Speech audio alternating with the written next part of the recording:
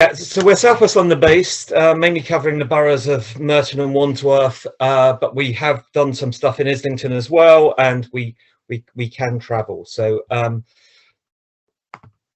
what I like to talk about is probably 4 areas today. So community share offers, access to grants, targeted COL funding, and the wider benefits of engaging with community energy. So they're the 3 areas. So on community shares, it's a form of withdrawable capital.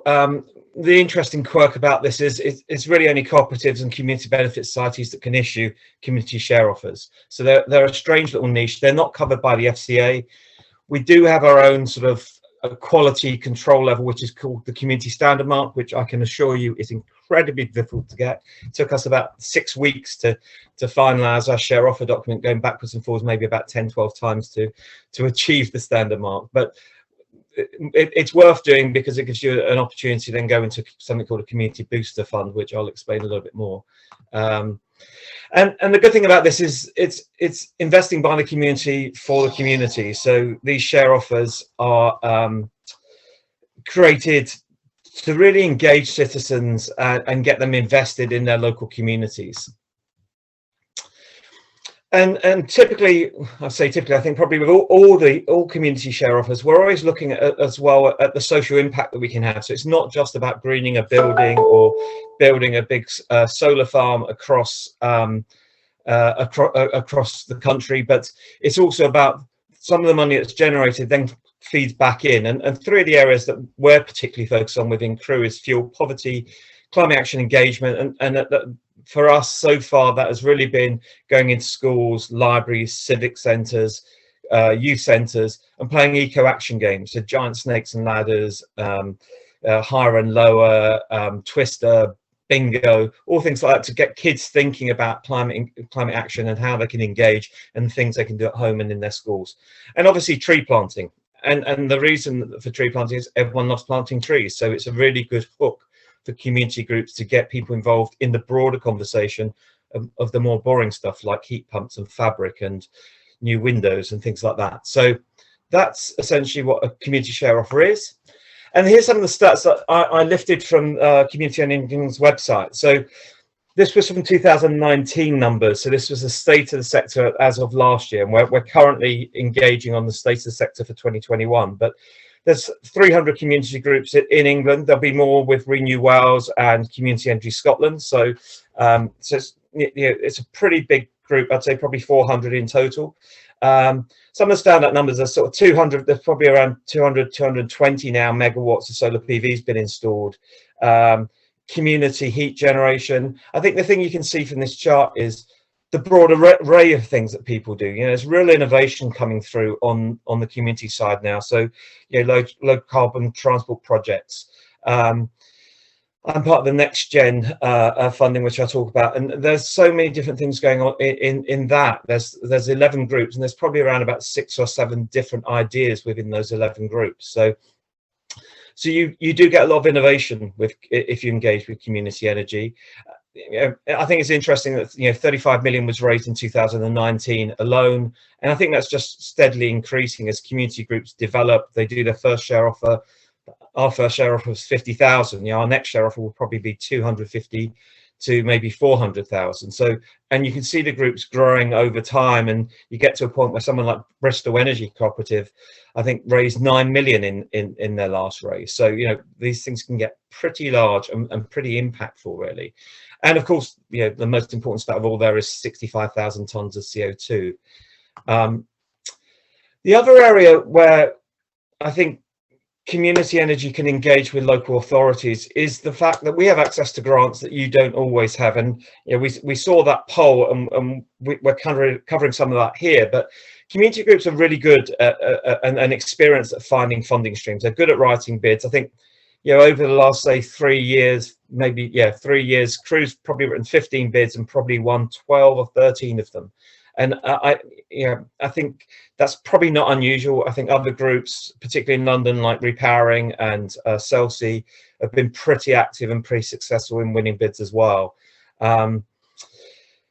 I think we're well supported by Community Energy England, Community Energy London for the London groups. They lobby hard, you know, they really worked hard in getting this fourth round of LSEF recently, and the fact that that was changed from being a purely pre-feasibility fund to a capital fund as well. So we're getting a lot of support there, and obviously there are funds that are entirely focused on community energy. So LSEF being one of those, you have to be a community group to be able to access that money.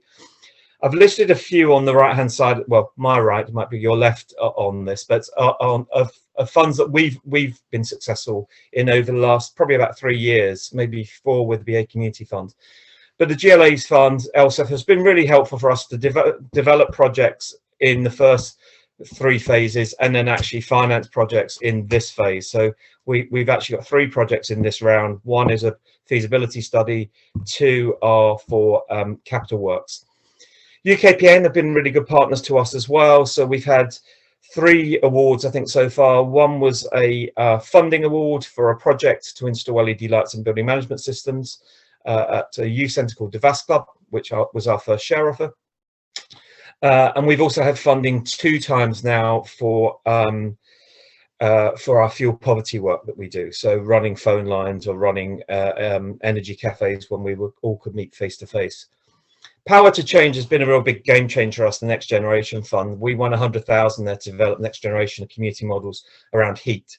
So we're working actively now on heat projects in civic buildings, communal heating in, say, blocks of flats, and working out how to offer a domestic offering to the broader community. So again, community energy can really help local authorities hit these targets that they set for 2030.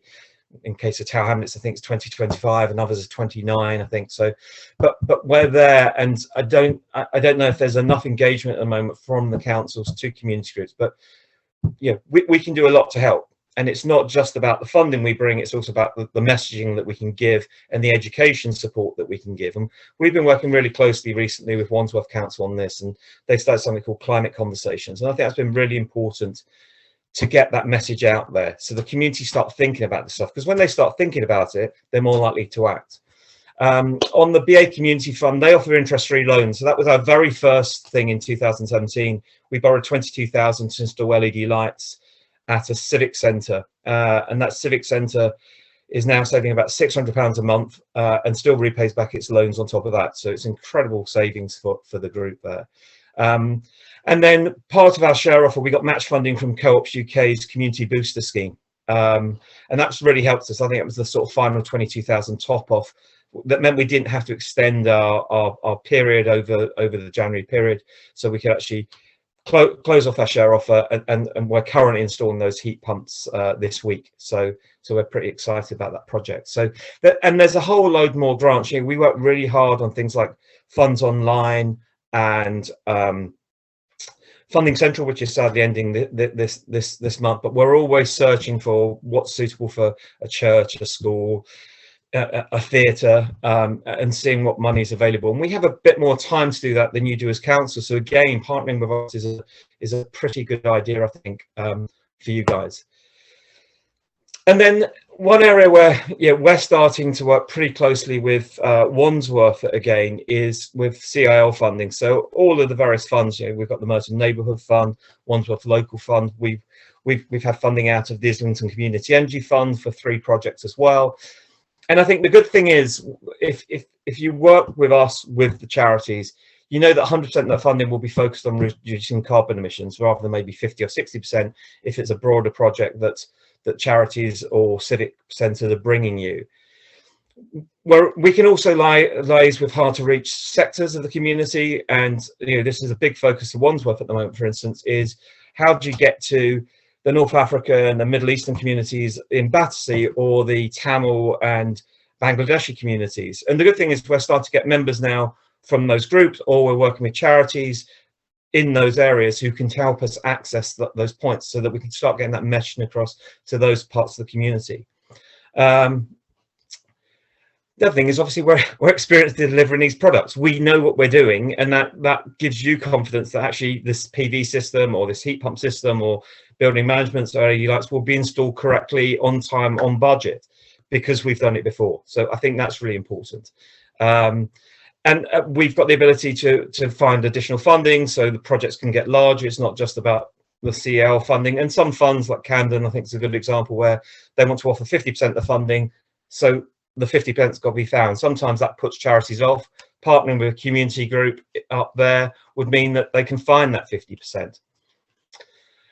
And we also know how to report, report back on what's been spent. Here's all the invoices and everything else, and here's the social impact. So we're good at that. And obviously, we, particularly at Crewe, work really, really hard on then using that building as a venue for further messaging, be that the eco action games with kids, be it fuel poverty cafes, or it could be, and we're looking forward to doing something with a Devas Club where we're going to hold sessions showing movies and having debates about climate change to the broader community.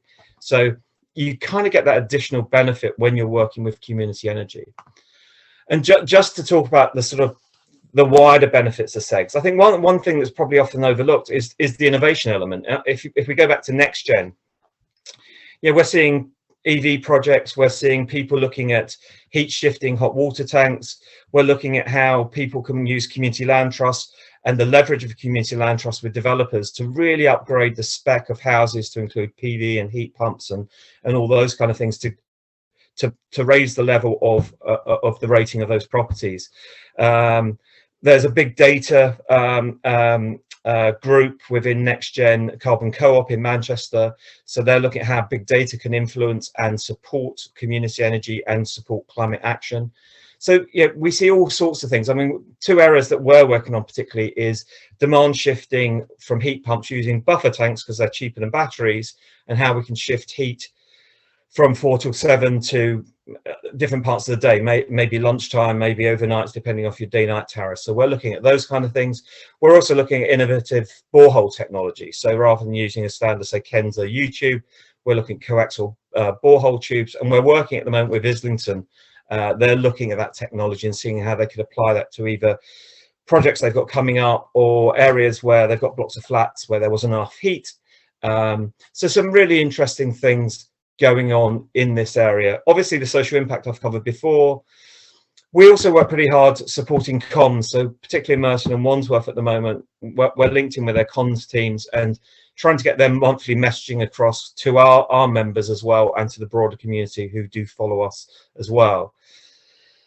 And obviously, the share office for us drives our membership. So we've gone from 30 members to I think 55 members in this fundraise. And because we've got more members, we've got more people prepared to do local action. So they're opening up schools that their children go to, or they're opening up their churches or their local civic centres because we're a broader community. And each time we raise, we will get bigger and bigger and have more influence within the community and therefore more outreach. And I think that's a really important factor as well. So please engage with your local communities. If you're not sure where to go onto Community Energy London's website. They're all listed there, and find your local one. Groups like ourselves and Repowering will probably cross the whole of London. Others are probably a little bit more regionally focused, but please check them out. Thank you for your time.